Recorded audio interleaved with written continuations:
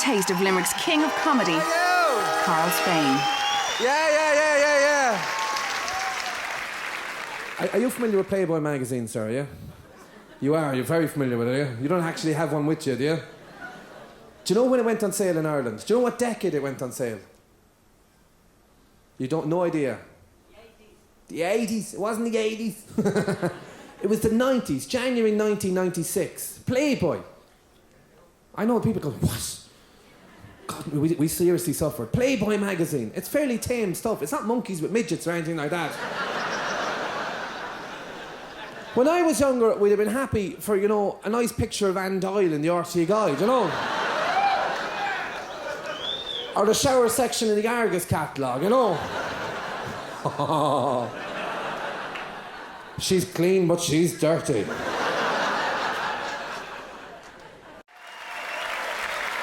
Until recently, this next act was double jobbing. The week before this show, he gave up the day job. Sit back and enjoy the wonderful John Bishop. So I'd say what I like about Ireland as well is that you're clever. You know what I mean? I don't mean clever. I mean you're clever in the fact that you've made sports that nobody else wants to play. You know, like English people are too posh. Like we make sports like cricket. We say, oh, this is a good game, isn't it? Let's give it to the Australians, then they can batter us. And like we just won the Ashes, and I don't know how big coverage it got over here, but it was ridiculous in England. Ridiculous. I don't know how many people here understand cricket. Because do you understand it? Exactly. We played. How can you play a game for a month and not know if you've won or not? And then if it rains, they all say, oh no, it'd be unfair if someone to win, wouldn't it? Let's all go home. And then when they won the friggin' Ashes. They're about that big. Like, yeah, you play Gaelic and stuff, you win a fucking pot, don't you? You're fucking size of that. Let's all get a bath in that. Look, woo! And I love it as well, like you've made that sport, what is it? That it's like hockey sticks that have been steamrolled, you know what I mean? It's like hockey without rules, innit? It's fucking roller hockey. Like, that's a game, innit? And you think, no, you make a sport that's so fucking mad, no one else wants to play it. No, you're never going to have a World Cup in fucking Hurling, are you? Everyone's going, what? You're fucking joking, aren't you? Honestly, Al-Qaeda wouldn't even do fucking Hurling.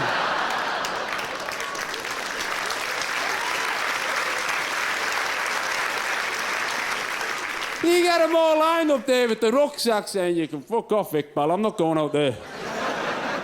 Got a big stick and everything, hasn't it? And it's mad, because we've got no success in things, we get carried away. We got carried away with the cricket, we got carried away with the rugby. When we won the rugby, we went mad.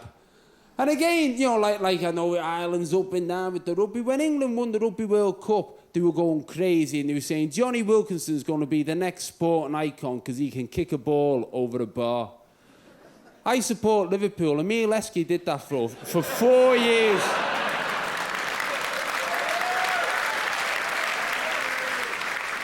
And I can't understand it, like in England now. In England, we go up and down, and obviously it was terrible what happened in London, and I think nobody can agree that it was anything else, because the big euphoria the day before that they won the Olympics, which would be a good thing, and then the following day, all the bombs went off, and I thought that was out of order.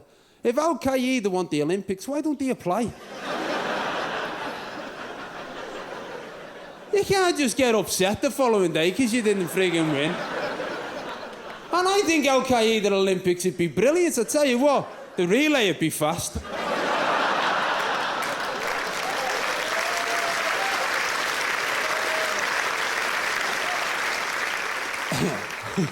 Well, it would. And this whole thing in England now, like we're all terrified. The youths don't give a shit, but we're all terrified in England because we keep getting these things, like Osama bin Laden every now and again will send a tape. A cassette. A cassette. Like when James Bond was fighting someone who was going to take over the world, he used to video conference all the world leaders from his underground volcano, didn't he? Osama bin Laden sends a cassette. How can you be scared of someone who can't work a DVD?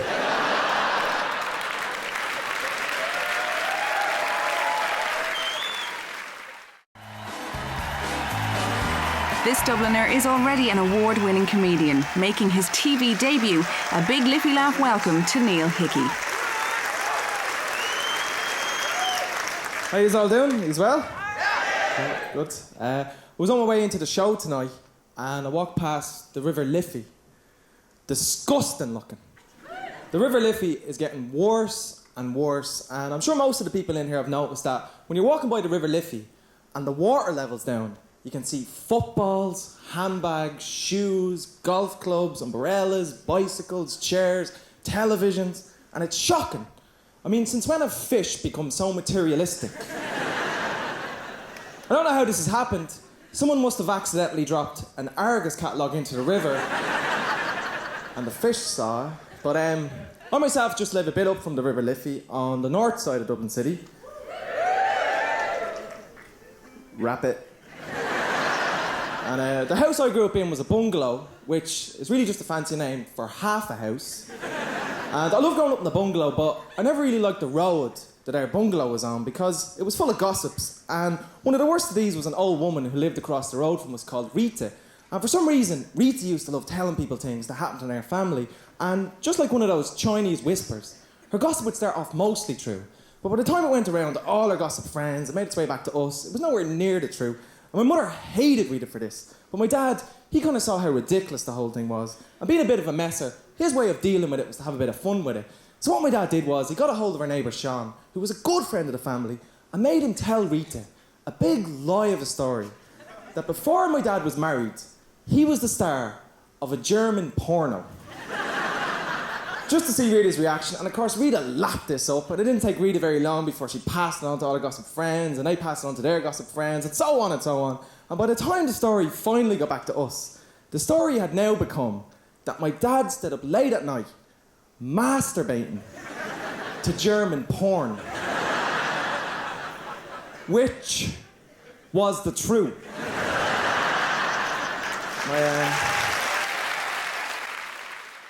I'm pretty proud of being from Cork at the moment because we've created a new Irish hero, the sexy little money elf. You know what I'm talking about? His glasses fog up when he sees a price too high. He's a pin-up down south at the moment. And I'd just like to say, Eddie Hobbs, if you're listening tonight, you can rip me off anytime. I hope he never sees this. He's not a langer, he's a fine thing. But I'm from Cobh in Cork. I don't know if you know Cobh. It's pretty famous. It's a pretty historically significant town because it's the last place the Titanic stopped in before it. I don't want to ruin the end of the film if you haven't seen the film, but it wasn't a happy ending. And that had a big impact on me growing up in Cobh. I remember we did a play about it when I was in primary school. I was the iceberg. There is a more modern, a more up-to-date reason why Cobh is pretty famous at the moment. That is because my town is currently the European capital of teenage mothers. Yeah, eager beavers. All right. So proud. I've got 6 sisters and we're all in our late teens and early 20s and none of us have any children yet, so we're considered complete failures in Cobh, you know. Everyone's like, what's wrong with those girls? Are they frigid or what? But it's not from lack of trying, let me tell you that. We're as slutty as the rest of them, we just haven't hit the jackpot yet, you know. One day, please God. But yeah, I love all my sisters. I love them all the same, you know, I don't care what they look like. And but my favourite member of my family is probably my dad. I really love my dad, you know. I think a lot of girls, they really love their, I don't know, like, do you love your dad? Do you love your dad? Yeah. And sometimes, do your feelings for your father confuse you? A tiny bit. No. Do you ever think, do I fancy him? No. No. Me either. Yeah, that would be so weird. We leave it, but anyway, I moved away from home because my mother is so possessive of him.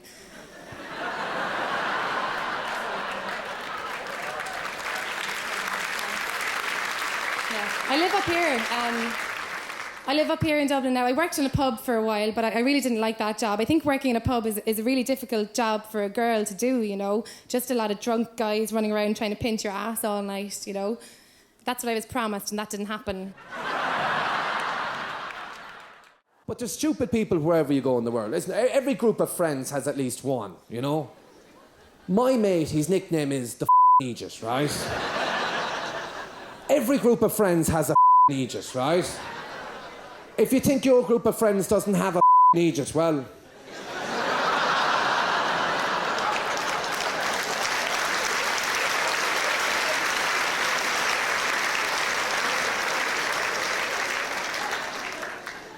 If you haven't worked that joke out, I have bad news for you. But my mate, he just says the maddest, stupidest things like, you know, where's the Rod of Tralee on this year? You'll never guess. But in all the changes in Ireland in recent years, we've changes in another thing. We've all these new driving regulations in the country now. You know, if you're sitting in the back seat of a car now, you have to wear a seatbelt. You know, you can't be drunk anymore when you're driving. You can only go so fast and not as fast as you can. All these new rules out of nowhere, you know. And I was in the car recently with the Eiget, you know. I'm driving along going fairly fast. He's sitting there looking out the window. Next thing I see the police up ahead. I go, oh, shit, we're in trouble here. We're in trouble here. Hold on there. Will you hold my pint there a minute, will you? And I went to put on my seatbelt. But my seatbelt was caught on the door of the car, right? So I opened the door to loosen the seatbelt. And the Eiget goes, where are you going? You Eiget.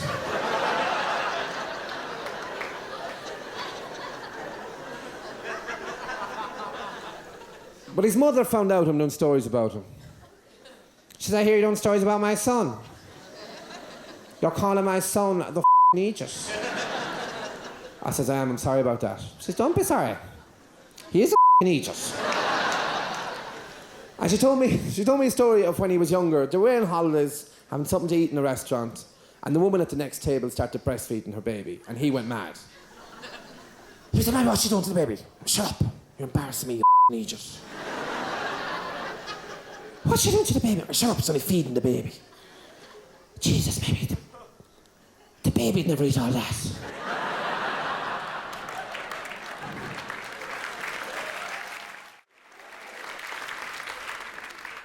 But we have changed a lot as a nation, you know. One of the biggest things, biggest eye-opener for me, really, in seeing the changes in Ireland in the last few years, was seeing the film The Magdalen Sisters. Have you seen that? It's unbelievable. It's a fantastic film. It's fairly heavy going if you haven't seen it now. It's a bit like Schindler's List without the jokes, right? But the reason I went to see the film is because a friend of mine, a girl I went to college with, a girl called Julia, she introduced me to her new boyfriend there, and I was chatting, his name was Sean. I said, nice to meet you, Sean. What do you do? And he goes, I'm an actor. I went, fantastic. Wow, that's amazing. So cool. What, have you been in anything good besides Julia? And he goes, he goes, I'm in The Magdalen Sisters, a new feature film coming out. Wow. So I went to see The Magdalen Sisters because Sean was in it, not knowing anything about it. I'm sitting in the cinema, film comes on, all the story unravels, and I'm going, Jesus, this is unfucking believable. I'm watching all the story, as it unfolds, I'm going, this is just all the girls, what happened to them, all the different stories, all the true stories. I'm going, this is incredible. And then the stories in the laundries, what happens to girls with the physical abuse from the nuns and the sexual abuse and the priests. I'm thinking, Jesus, I'm so lucky to be a guy, to be alive now, and so lucky that when I was molested by a priest, that it was Sinead O'Connor. You know, I was just so lucky. And the film ended, and I'm there sitting in the cinema crying and going, fuck. And I said, I wait till the credits roll and the lights come on in the cinema and everyone's gone and I leave then. And I waited and the lights came up in the cinema and I was sitting there and the cinema was still, no one had really left. And I was there, oh Jesus. And it was all women, all in their 40s, 50s and 60s. And they're all sitting there crying. I'm going, oh my God. These women are our new, the Magdalen Sisters. This is incredible. And there was a woman near me and I got talking to her and she was there in tears. I said, oh my God, it's incredible stories. And she goes, yeah. yeah. I said, do you know someone? She goes, yeah. My sister, didn't see her for years, was taken away. Oh, God, it's unbelievable. And the woman in front heard us talking, turned around, said a similar thing happened to one of her cousins who used to live with her and was sent away. Wow, that's amazing. They said to me, did you know someone? Yeah. Yeah, I did actually, yeah. I know Sean, the rapist.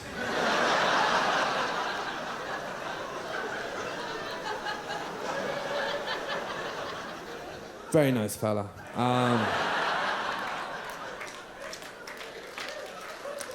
Ladies and gentlemen, it's been a pleasure talking. If you want to know where else you can see me in Dublin, try a fast food restaurant or a lap dancing club. Thank you very much.